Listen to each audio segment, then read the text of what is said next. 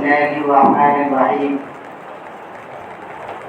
الحمد لله الذي أنزل على عبده الكتاب ولم يجعل له عوجا قيما لينذر بأسا شديدا من لدنه ويبشر المؤمنين الذين يعملون الصالحات أن لهم أجرا حسنا ماكثين فيه أبدا. أشهد أن لا إله إلا الله وحده لا شريك له، وأشهد أن سيدنا ومولانا محمدا عبده ورسوله صلى الله عليه وعلى آله وأصحابه وأتباعه. أما بعد، فيا معشر الإخوان، إن أهم الكتب كتاب الله الديان عليه مدار الهداية والإيمان، فاهتموا بتعلمه وتعليمه وحفظه وفهمه، فإنه هو القرآن بين الحق والباطل. فيا أيها الخلان، عليكم بتلاوة القرآن، فقد قال رسول الله صلى الله عليه وسلم: خيركم من تعلم القرآن وعلمه.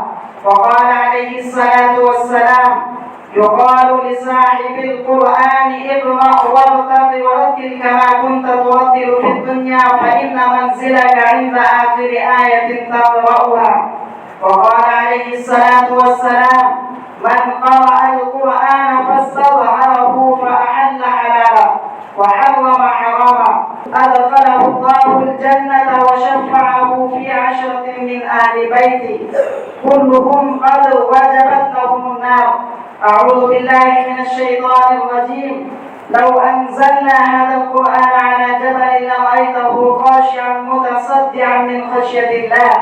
وتلك الأمثال نضربها للناس لعلهم يتفكرون. بارك الله لنا ولكم في القرآن العظيم، ونفعنا وإياكم بالآيات والذكر الحكيم. إنه تعالى جواد كريم ملك بر رؤوف رحيم. الحمد لله نحمده ونستعينه ونستغفره ونؤمن به ونتوكل عليه، ونعوذ بالله من شرور أنفسنا ومن سيئات أعمالنا. من يهده الله فلا مضل له، ومن يضلله فلا هادي له.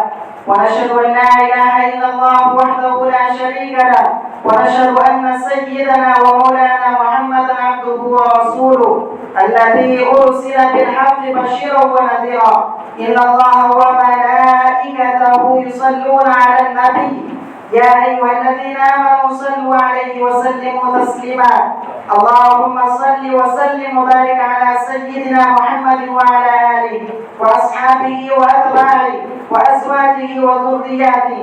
قال النبي صلى الله عليه وسلم: أرحم أمتي بأمتي أبو بكر، وأشدهم في أمر الله عمر، وأصدقهم حياء عثمان، وأقضاهم علي، وفاطمة سيدة نساء أهل الجنة، والحسن والحسين سيدا شباب أهل الجنة، وحمزة أسد الله وأسد رسوله. اللهم اغفر للعباس وولده مغفرة ظاهرة وباطنة لا تغادر ذنبا. الله في أصحابي لا تتخذوهم غرضا من بعدي، فمن أحبهم فبحبي أحبهم، ومن أبغضهم فببغضي أبغضهم. وخير القرون قرني، ثم الذين يلونهم ثم الذين يلونهم.